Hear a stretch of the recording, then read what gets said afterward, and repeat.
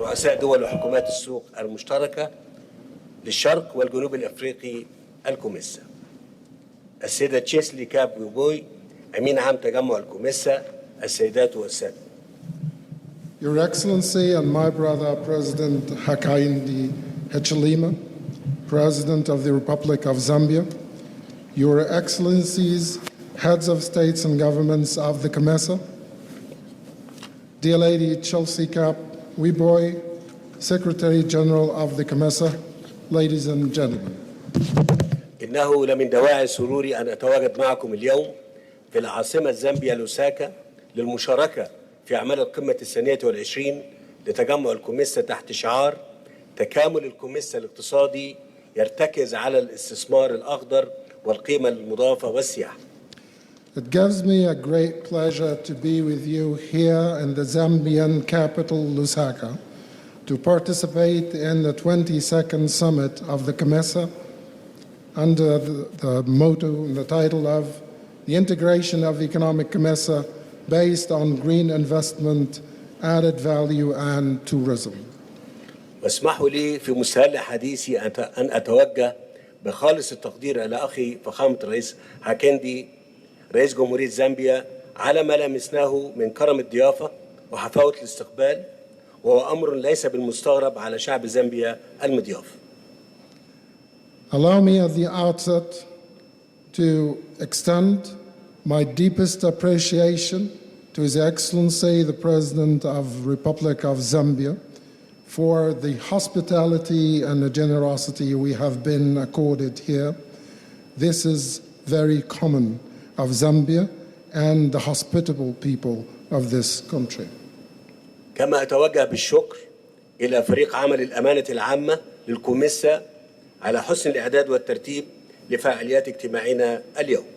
I'd like also to extend my thanks to the working team of the General Secretariat of COMESA for the good arrangement and preparation for our activities today.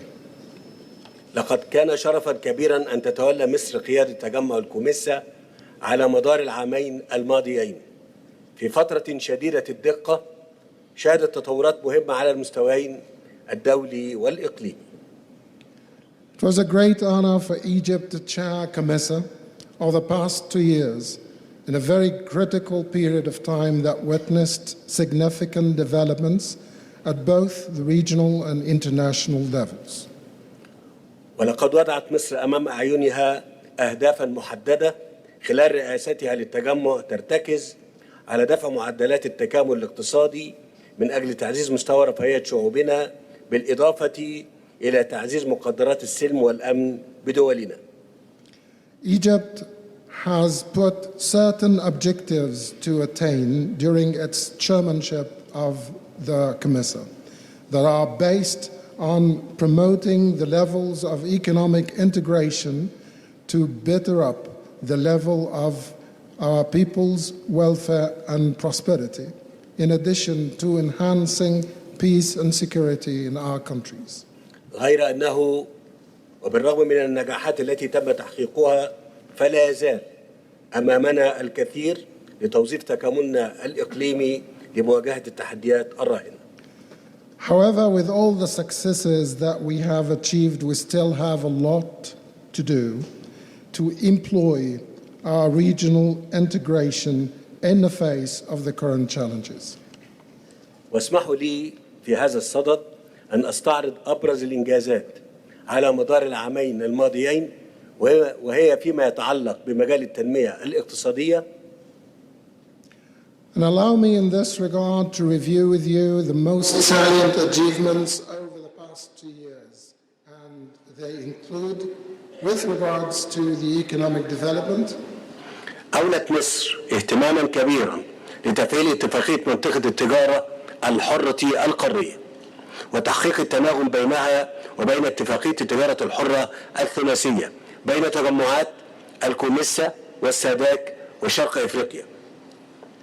Egypt has paid great attention to activate the Continental Free Trade Agreement and harmonize it with the three-party free trade agreement among the COMESA, SADC, and East Africa.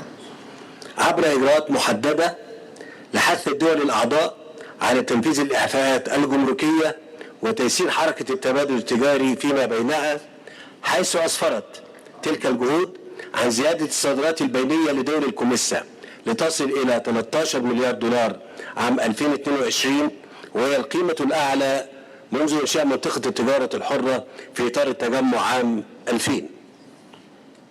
We have put that in place through specific measures to encourage the member states to implement customs exemption, streamline the movement of trade exchange among and between themselves, the way that brought about an increase in the inter-exports of the COMESA countries reaching 2022.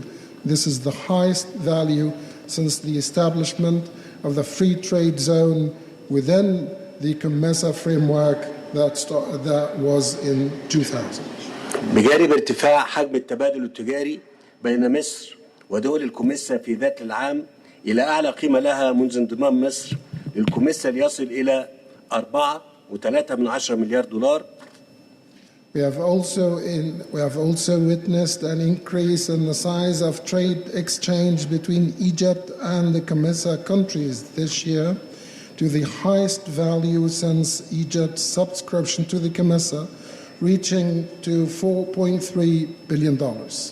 وفي ذات السياق قدمت مصر مبادرة التكامل الصناعي الإقليمي في إطار استراتيجية التصنيع بالكوميسا 2017-2026، والتي تهدف إلى تعميق الإنتاج الصناعي من خلال ربط سلاسل القيمة الإقليمية وفقا للميزة التنافسية للدول. وأود في هذا الصدد تثمين دور وكالة الاستثمار الإقليمية بالكوميسا التي تستضيفها مصر لجذب الاستثمارات إلى دول التجمع، مع ضرورة الاستمرار في الجهود الجارية لتوجيه تلك الاستثمارات إلى القطاع الصناعي. Along these lines, Egypt proposed regional industrial integration initiative within the framework of the industrializing strategy of COMESA 2017-2026 that is geared to enshrining manufacturing through linking between the regional value chains according to the competitive advantage of respective countries. And in this regard, I'd like to treasure the role of the COMESA Regional Investment Agency hosted by Egypt that have been active in garnering investments to the COMESA countries. And I emphasize the necessity to continue our current efforts to direct these investments to the industrial sector. اتصالا بما تقدم، ركزت مصر على قطاع البنية التحتية من خلال تشجيع مشروعات الربط بين الدول الأعضاء، ومن أبرزها مشروع الربط بين بحيرة فيكتوريا والبحر المتوسط، حيث أدعو الأمانة العامة لتكثيف الجهود لحشد الموارد المالية اللازمة لتنفيذ تلك المشروعات. In relation with what I've said, Egypt focused on the infrastructure by encouraging projects of connectivity among the member states, most notably the project of linking between Victoria Lake and the Mediterranean. This is where I call upon the General Secretariat to intensify the efforts to mobilize all necessary financial resources to put these projects into the implementation phase.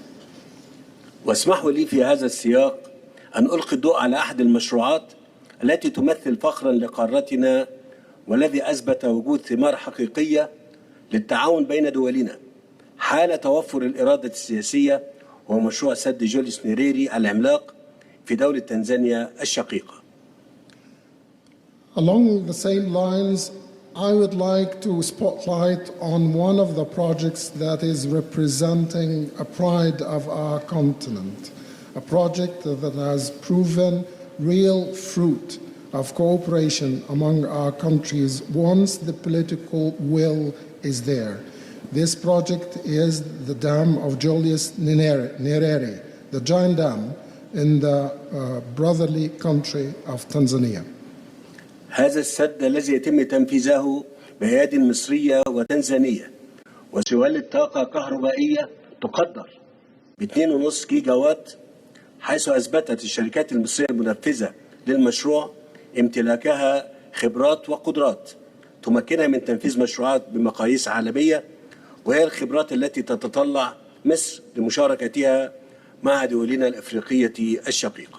The dam is being established by Egyptian and Tanzanian hands side by side. It will generate electricity amounting to 2.5 gigawatt, where the Egyptian executing companies of the project have proven their acquisition of all the expertise and the capabilities that enable them to implement the project with world standards. These are the expertise, these are the experiences that we, Egypt, looks forward to sharing with the brotherly countries of the African continent. أما في مجال التصنيع الدوائي فقد كان من الضروري تسليط الضوء على القطاع الطبي والصحي بالكوميسا، لا سيما في ظل التحديات التي فرضتها جائحة كورونا، وبناء عليه قدمت مصر مقترحا لإنشاء لجنة الصحة بسكرتارية الكوميسا، كما استضافت الدورة الأولى للمؤتمر الطبي الإفريقي الذي تنعقد نسخته الثانية حاليا لبحث سبل الاستثمار في هذا المجال الحيوي. As for pharmaceutical, it has been very necessary to fight on the medical and health sector in the COMESA, especially on the backdrop of the challenges posed by coronavirus. Accordingly, Egypt has proposed the establishment of the Health Committee in the Secretariat of the COMESA. Egypt has also hosted the first round of the African Medical Conference, of which its second version is being now convened to probe all ways of investments in this vital sector. فضلا عن تزايد الاهتمام الذي وجهته مصر للاستثمار في توطين صناعة الدواء واللقاحات، وصولا للإعلان عن تقديم مصر ل 30 مليون جرعة من لقاحات فيروس كورونا إلى الدول الأفريقية الشقيقة، وبما يؤكد دور مصر كمركز إقليمي لتصنيع اللقاحات الطبية. In addition to that, Egypt has paid even more attention by directing investments to the localization of pharmaceutical industry and vaccine industry, reaching the announcement of Egypt's providing 30 million vaccines of corona to the brotherly countries of Africa, the matter that really underscores the vital role of Egypt as a regional hub for medical vaccination industry. السيدات والسادة، فيما يتعلق بمجال السلم والأمن فليس خافيا علينا حجم وعمق التحديات التي تواجهها بلادنا لاستدامة السلم والأمن، وهو ما بات يفرض علينا الالتزام بعدد من المحددات والمبادئ الرئيسية، وأهمها ضرورة احترام حق جميع شعوب الدول الإفريقية في الحياة وتسوية النزاعات والصراعات والقضايا التي تهدد هذا الحق، إلى جانب الحفاظ على مؤسساتنا الوطنية باعتبارها العمود الفقري لاستقرار الدول وأمن شعوبها وضمان مصالحها العليا.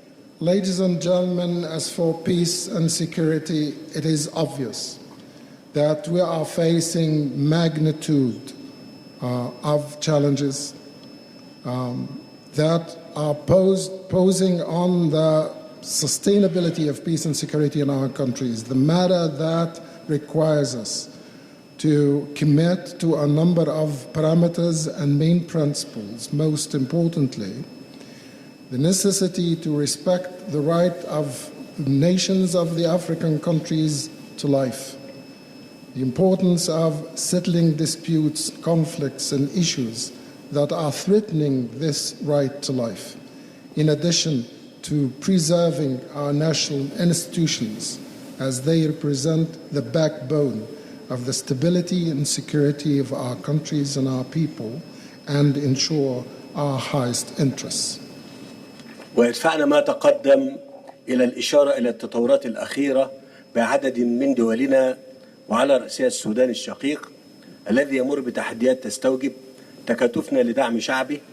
وأؤكد هنا أن مصر تطلع بمسؤوليتها كدولة جوار مباشر استبذل كافة المساعي مع الأطراف الفاعلة والشركاء الدوليين وعبر الانخراط في الآليات القائمة لضمان التنسيق بينها وصولا لتحقيق هدف السودان الآمن المستقر.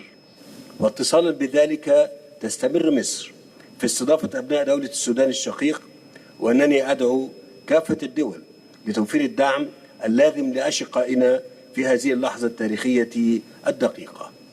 Consequently, I'd like to indicate the last developments in a number of our countries, most notably the brotherly country of Sudan, that is undergoing certain challenges requiring us to consolidate to support the people of Sudan. At this point, I'd like to emphasize that Egypt is undertaking its responsibility towards Sudan as an immediate neighbor, and Egypt is exerting all endeavors with all active international partners and through engaging in the existing mechanisms to harmonize between them with an aim to reach the secure and stable Sudan. In relation to this, Egypt continues to host the children and the men and women of the brotherly country of Sudan. And I call upon all countries to provide the necessary support to our brothers and sisters in this critical moment of history.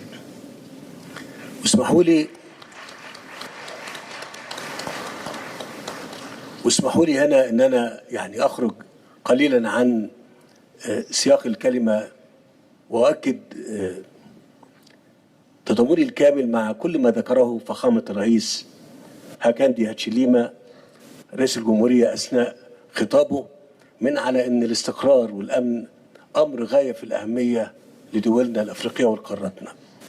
واسمحوا لي اقول لكم ان انا يعني من الجيل اللي شاف كتير من الصراعات سواء على المستوى الوطني داخل مصر او على مستوى الاحداث داخل قارتنا يعني.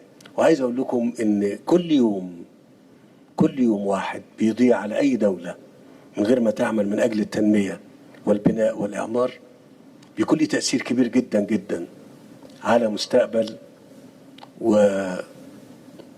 واقتصاد وحياة شعب هذه الدولة. وعشان كده يمكن هتجدوا ان اسمحوا لي بتواضع شديد ان سياستنا في مصر تعتمد دايما على التهدئة ومحاولة ايجاد صيغة للحوار والتفاوض والتعامل بصبر كبير جدا مع اي مشكلة من المشاكل، لان التجربة اللي زي ما قلت لكم كده اللي احنا شفناها في مصر بتقول ان دايما الحلول السلمية والامن والاستقرار والبناء والتنمية والإعمار أفضل كتير من الجانب الآخر اللي هو الصراعات والاقتتال والحروب وإلى غيره. شكرا. If you allow me to diverge a little bit out of my written context, I'd like to join completely and concur completely with the Excellency President of Zambia on what he said about the importance of stability and security to the development, life, and prosperity of our African countries. Ladies and gentlemen, I am one of a generation that have witnessed many challenges, either at the national level in Egypt or at the continental level and all the events that took place over the years in Africa. I just want to say one thing. Any day that we waste without bringing about development to our people and our countries will have an impact on the future, on the livelihood, and on the prosperity of our nations in the future. And with all modesty and humility, I'd like to indicate that Egypt's policy is only designed to bring about calmness, to find ways of dialogue, to pursue negotiations, and to demonstrate the extreme patience in the face of addressing our issues and challenges.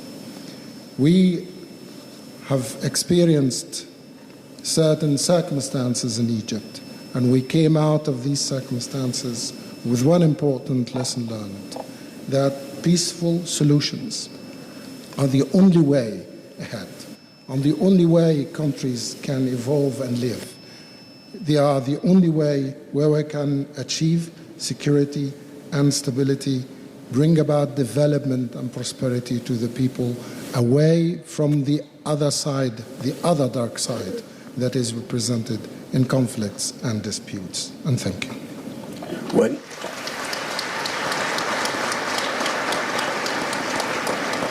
وأنني هنا أؤكد بصفتي رائد ملف إعادة الإعمار والتنمية فيما بعد الصراعات على مستوى الاتحاد الإفريقي أن مصر لن تألو جهدا في تسخير مركز إعادة الإعمار والتنمية بالقاهرة لتوفير كافة سبل الدعم لدولنا الشقيقة في مسارها نحو تحقيق التنمية. كما أود أن أعلن عن ترشح مصر لعضوية مجلس السلم والأمن الإفريقي للفترة 2024-2026 إيمانا من مصر بمسؤولياتها نحو دعم جهود السلم والأمن في قارتنا. I here emphasize as a champion of the file of post-conflict reconstruction and development at the African Union level that Egypt will spare no effort in employing all the capabilities of the Cairo Center for Reconstruction and Development to provide all ways of support to our brotherly countries on the track toward development.